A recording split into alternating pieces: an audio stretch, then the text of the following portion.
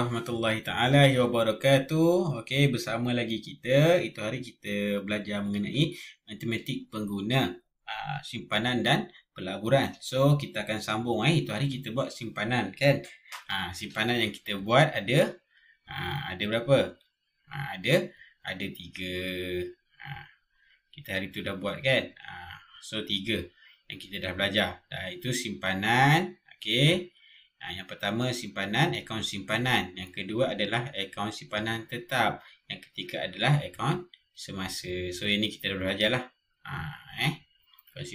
Akaun simpanan tetap dan akaun semasa. Okey. So secara keseluruhannya, saya harap awak boleh faham. Okey. So kita akan teruskan pada hari ini dengan pelaburan. Okey. Untuk pelaburan, okey. Yang awak kena tahu ialah pelaburan ialah langkah alternatif untuk mendapatkan pulangan pada masa hadapan dalam bentuk pendapatan semasa dan keuntungan modal. Okey, so ada 3 juga Ada 3 jenis pelaburan, iaitu pelaburan amanah saham, pelaburan amanah saham, pelaburan saham yang kedua, dan yang ketiga adalah pelaburan hartanah. Okey, awak pernah dengar pelaburan macam-macam kan? Awak pernah tengok dalam cerita kan, drama. Okey, drama dia tunjuk apa? Dia tunjuk orang main saham, busy kan. Macam tu lah. So yang tu kita akan panggil dia sebagai pelabur agresif. Agresif. Tu yang terlalu sibuk melabur di pasaran saham. Ada juga pelaburan yang pelabur sederhana, iaitu membeli tanah, membeli equity, amanah saham dan lain-lain. Okey. So dalam pelaburan ni amat penting bagi saya pun sangat penting. Okey, untuk awak tahu apakah pelaburan yang menguntungkan diri awak. Okey, contohnya kita tahu orang sukakan kereta kan. Macam lelaki ke perempuan ada 2 jenis orang kan. Ada orang tu dia akan pakai mengikut kemampuan. Mengikut kemampuan tu betul lah.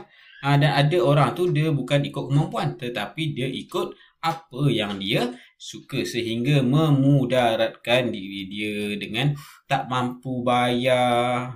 Macam tu. So yang itu pelaburan untuk keselesaan.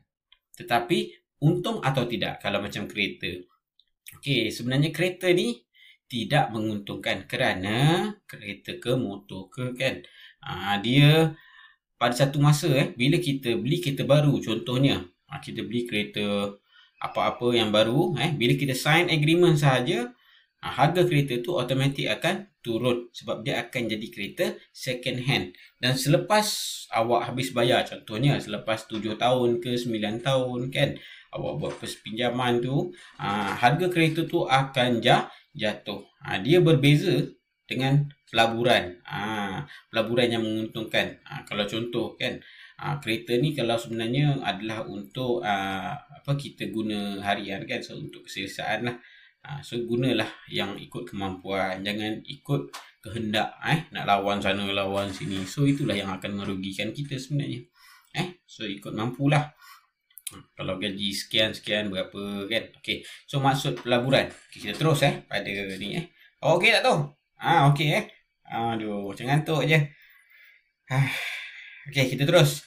Maksud pelaburan. Okey lah maksud pelaburan ialah menangguh penggunaan wang pada masa sekarang untuk mendapatkan pulangan pada masa hadapan. Contohnya macam hartanah. Hartanah kita beli awal, tapi pada akan datang dia akan naik, contohnya lah. Nanti saya akan maklumkan lebih jelas. Okey, pertukaran wang kepada aset dengan harapan aset itu akan menghasilkan pendapatan serta memperoleh pertambahan nilai pada masa hadapan. So yang tu pun antara salah satu juga. Okey, so kita kena tahu pelaburan dia kena perlukan masa. Dia tak boleh hari tu kita beli terus kaya. Tak boleh. Dia perlukan masa untuk naik. Kadang-kadang ada orang dia buat pelaburan skim cepat kaya. Kan? So janganlah percaya bulat-bulat. Kita pun tahu kan, nak dapat duit ni bukan senang kan. Sebab itulah kita sentiasa usaha dapatkan janji duit yang kita dapat tu berkat. Untuk siapa?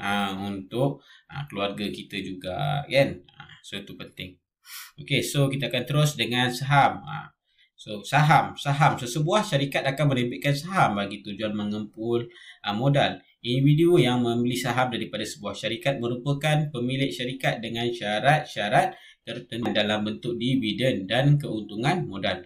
Okey, saham ni saham, contohnya saham mewah, saham blue chip, ia adalah saham-saham syarikat yang besar yang mempunyai rekod pencapaian perniagaan yang cemerlang seperti Maybank. So saham ini untuk syarikat-syarikat yang besar. Dia berbeza. Ni saham. So tak ramailah untuk saham ni. Okey, yang ramainya ni contoh. Contoh gambar-gambar untuk orang yang agresif ni tengok nampak. Dia main kan. Saham-saham besar. Okey, amanah saham. Okey, amanah saham ni adalah macam kita bolehlah beli kan. Amanah saham dikendali oleh syarikat unit amanah yang diuruskan oleh pengurus profesional yang bertauliah dalam bidang pelaburan. Mereka tak mempunyai pengetahuan tentang pembelian saham, boleh mendapatkan bantuan dari syarikat unit amanah untuk menguruskan wang mereka. Okey, secara ringkaslah saya beritahu amanah saham ini, contohnya Maybank kan, dia ada amanah saham dia, ASB ke apa kan. So kita boleh beli dengan harga berapa, so pada kenaikan sikit, tapi yang bukan kita yang buat, tapi kita mendapatkan nasihat daripada syarikat tersebut, daripada perbankan ke apa ke. So pulangan pelaburan terdiri kepada ni buletin ni. Jawab baca. Pulangan pelaburan terdiri daripada pendapatan semasa, keuntungan modal, pulangan semasa, sewa, dividen, saham bonus. So adalah dia punya keuntungan dia. Contoh ni, harga saham meningkat daripada RM2 ke RM2.20. So maka peningkatan adalah 20 sen.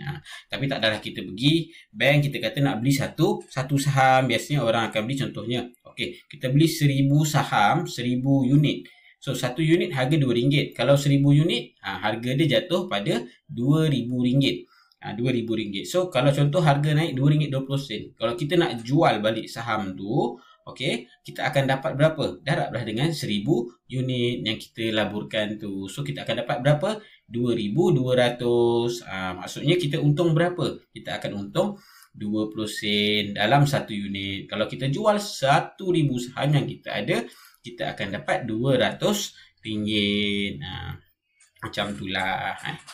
So kalau nak besar, kenalah beli banyak unit. Macam itulah. So ni pelaburan yang sah dari segi undang-undang. Faedah melabur saham amanah. Inilah lambang yang biasa kita nampak, ASB, untuk orang golongan Bumi Putera. Untuk dia nak buat simpanan. Ni Bumi Putera saja yang boleh. Untuk ASB ni ramai yang buat. Okey, banyak kelebihan dia. So yang terakhir adalah hartanah. Bila sebut hartanah, pelaburan aset yang tidak alih seperti rumah, kediaman, kedai, tanah dan sebagainya merupakan pelaburan dalam hartanah. Pelabur perlu mengambil kira berbagai aspek sebelum melabur. Okey, dia banyaklah. Tapi saya akan terangkan sikit pada awak perkara ni. Ni apa ni? Ni kunci rumah. So, ni yang penting. Kalau perumahan ataupun tanah, yang penting dia kat mana? Dia punya value dia atau harga dia. Lokasi kat mana? Tengah bandar ke luar bandar. So umur berapa dah lama? Berapa lama dah? Kalau makin lama, kemungkinan kalau kat tengah bandar tu harga dia akan makin naik market dia kan. So kondisi dia, condition rumah atau tanah tersebut macam mana, dijaga atau tidak. Kalau dijaga baik kan, tapi dia akan jadi, contoh macam rumah, dia akan jadi rumah sekian lah. Tapi macam mana pun kita akan tengok lah, dia ada dia punya valuer, iaitu yang penilai yang akan menilai harga rumah atau tanah tersebut mengikut harga semasa. So environment dia, persekitaran dia macam mana. So setiap pembelian hartanah, rumah atau tanah, dia mengambil akan pengaruh dia punya value dia, harga dia. Jadi yang ni yang kita biasa tekankan, hartanah. Kadang-kadang hartanah ni orang takut nak beli, tapi sebenarnya itulah kita punya aset.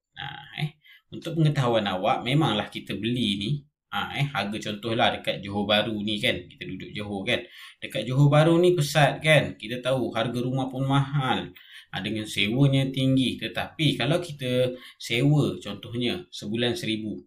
Contoh sebulan 1,000 dekat bandar JB ni. Lepas tu kalau kita beli, kita contoh bayar bulanan dekat bank 1,200. Tetapi 1,200 tu kita bayar selama 30 tahun contohnya. So rumah itu akan juga menjadi hak milik kita. Contohnya selepas 30 tahun kita nak jual, kemungkinan harga akan naik. Sebab apa? Tanah tu yang bernilai sebab dia berada kat tengah kan, tengah bandar. Mungkin harga rumah tu akan naik. Dia ada dalam berapa belas persen kan, mungkin belas persen. Tengoklah ikut harga semasa dia akan naik je. Sebab saya tak pernah lagi tengok harga rumah yang turun. Biasanya naik aja. Kalau turun tu mungkin akan lain aku kan. Tak tahulah, biasanya saya dengar naik lah, jarang turun. So ini adalah satu pelaburan yang penting. Okey, macam awak budak lagi kan, tapi awak kena belajar lah benda ni supaya awak tahu pada masa depan esok awak dah habis sekolah kan, awak nak melabur kat mana, awak boleh pilih sendiri. Okey tak tu? Okey, so nanti awak salin juga nota-nota ni. Saya minum kejap. Penat dah, nak habis dah macam ni.